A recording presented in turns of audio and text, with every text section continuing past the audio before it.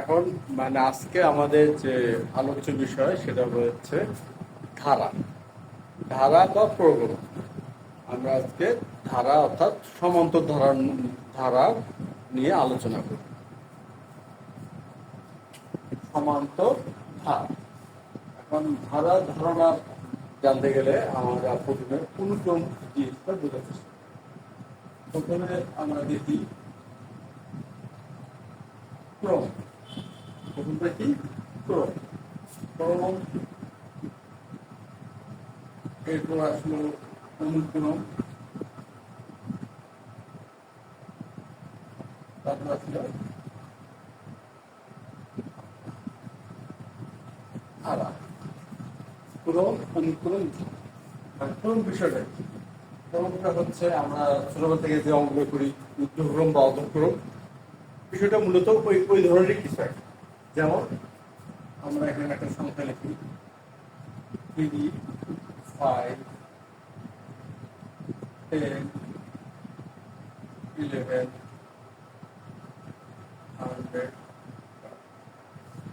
এটাকে আমরা আমরা এই যে সংখ্যা আমরা লিখলাম এটাকে আমরা ঊর্ধ্বক্রম বলতে পারি, ছোট থেকে বড়। অধঃক্রম কেমন হতে পারে?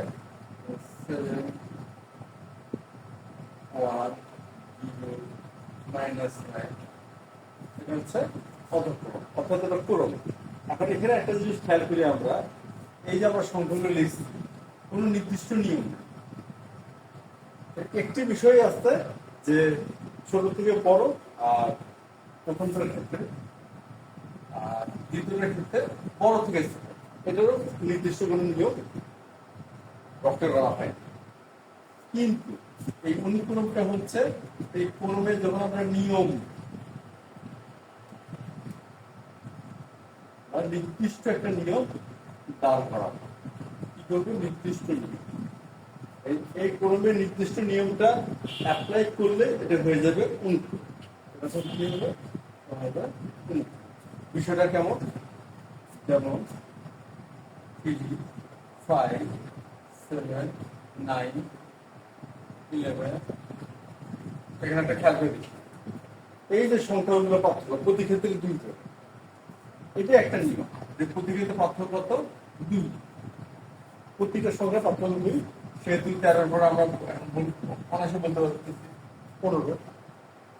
আর যদি এরকম হতে পারে 3, 9, 27। এখানে একটা জিনিস খেয়াল করি, প্রতিটা 3 গুণ। 3, 3 কে 3 দ্বিগুণ করলে 9, 9 কে 3 গুণ 27, 27 কে 3 দ্বিগুণ করলে 81। সুতরাং এখানেও একটা নিয়ম আছে। এই দুটো হচ্ছে অনুক্রম। এটা হচ্ছে অনুকরণের উদাহরণ। ক্রম আর অনুক্রমের পার্থক্য কি? ক্রমও আমরা সংখ্যা লিখতেছি, অনুক্রমও লিখতেছি। ক্রমের সংখ্যা লিখতেছি নির্দিষ্ট যে একটা নিয়ম আছে সেটা ছাড়া। আমরা সংখ্যা ইচ্ছা মতো লিখতেছি, হয়তো ছোট থেকে বড় বা বড় থেকে ছোট এভাবে লিখতেছি, কিন্তু ওইটা ইচ্ছা মতো আমরা লিখতে পারতেছি।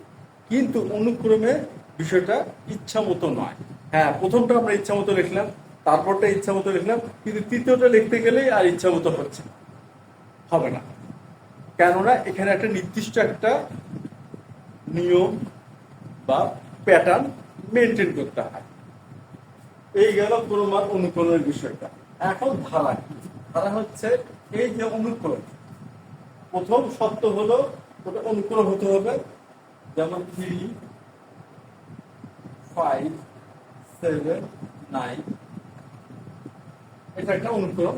এখন আমরা কমাটা রাখলাম না, কমা কি করলাম? রাখলাম না রেখে কমার মধ্যে কি দিলাম? প্লাস চিহ্ন। কমার মধ্যে কি দিলাম? প্লাস চিহ্ন। সুতরাং এটা হয়ে গেল ধারা। এটা কি হলো? এটা হলো ধারা। অর্থাৎ অনুক্রমের যে কমা চিহ্ন থাকবে তার মধ্যে যখন আমরা প্লাস চিহ্ন ব্যবহার করবো সেটাকে তখন ধারা বলবো। সুতরাং ধারার মূল বিষয়টা কি দাঁড়ালো? ধারাকে অবশ্যই ফার্স্ট অনুক্রম হতে হবে।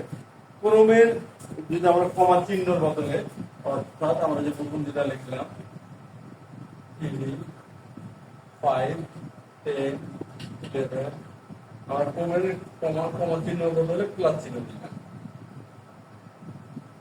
না, এটা ধারা হবে না, এটা ধারা কি হবে না, কারণ এটা অনুকরণ নয়।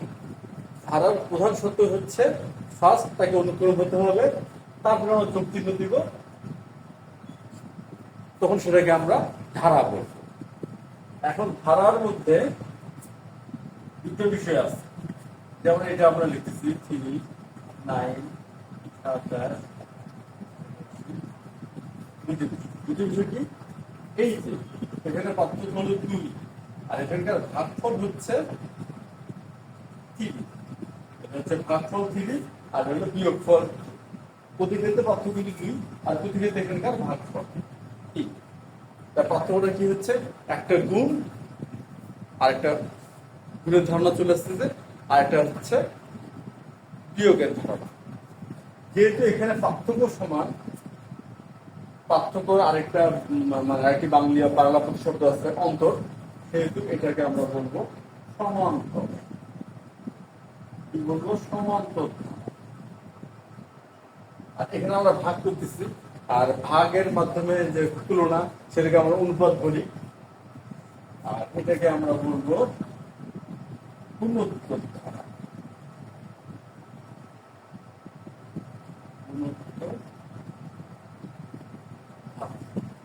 সমান্তর ধারা আর গুণোত্তর ধারা, এই হচ্ছে ধারার যে প্রাথমিক বিষয়টা সেটা। এখন এটাকে যদি আমরা একটা ফ্লো চার্টের মধ্যে মাধ্যমে বোঝার ব্যাপারটা একবার দেখি।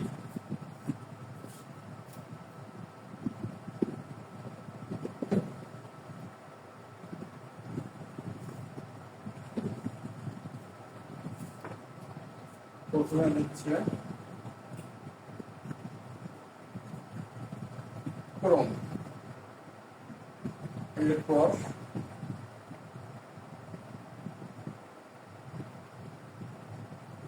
অনুকরণ, তারপর আসছে হলো ধারা,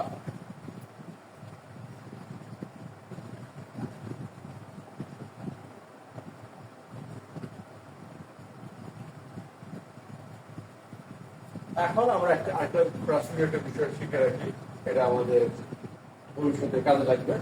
সেটি হচ্ছে যেমন 3 + 5 + 7, এই যে এখানকার সংখ্যা কিন্তু নির্দিষ্ট, কয়টি আছে, 4টি আছে, কিন্তু যদি এটা দেওয়া থাকে এটা কিন্তু অনির্দিষ্ট, এই জন্য এটাকে আমরা বলবো হলো সসীম ধারা, আর এটা হলো অসীম।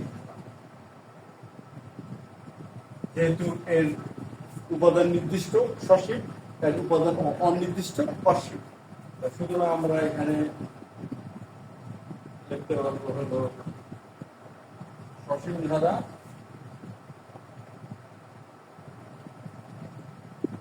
অসীম। এখন সসীম ধারার উপাদান নির্দিষ্ট, কিন্তু এটা গুণোত্তর হতে পারে, সমান্তর হতে পারে। সেই ক্ষেত্রে সমান্তর হতে পারে, গুণোত্তর হতে পারে। আর অসীম ধারা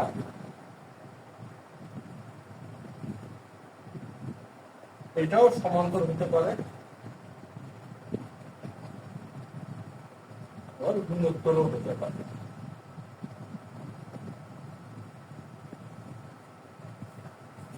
সমান্তর, গুণোত্তর, সমান্তর, এই হচ্ছে একটা ধারার, যদি আমরা ফ্লোচার্ট বলতে পারি, দেখতে অনেকটা এমনই হবে।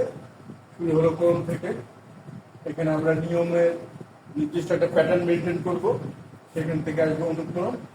অনুকরণে আমরা কি করব, ক্রমানুসার যোগ চিহ্ন ব্যবহার করব, চলে আসবে ধারা, উপাদান সংখ্যা নির্দিষ্ট সসীম, উপাদান সংখ্যা অনির্দিষ্ট অসীম, আর পার্থক্য সমান সমান্তর, আর ভাগফল সমান গুণোত্তর।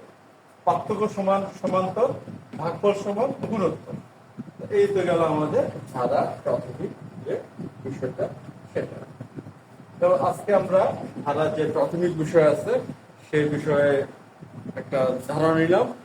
এর পরবর্তী ক্লাসগুলোতে আমরা সেশন বাই সেশন ধারার যে বিষয়গুলো আছে, যেমন প্যাটার্ন বা এনতম পদ, বিভিন্ন রকম সমষ্টির যে নিয়ম পদ্ধতিগুলো বা নিয়মগুলো আছে, আমরা ক্লাস বাই ক্লাস সেগুলো শেখার চেষ্টা করব।